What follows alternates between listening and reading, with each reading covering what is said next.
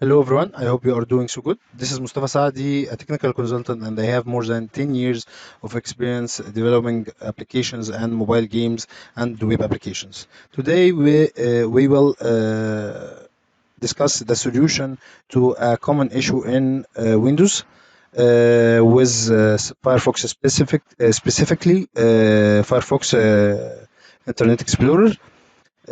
So today I tried to open the Google and I got this message: not secure, site information for Google, connection is not secure, and I got this message. Every time you got this message, you will the first thing you will think about is the date and time of your machine. As you can see here, the date and time is not correct on my machine.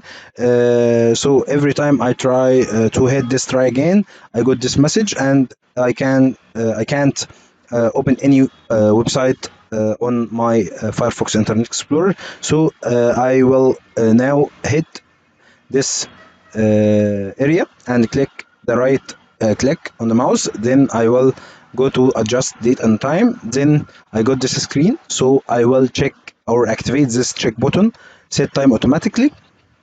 Now I got this time and date of my machine is now correct. So I will close and reopen the Firefox again.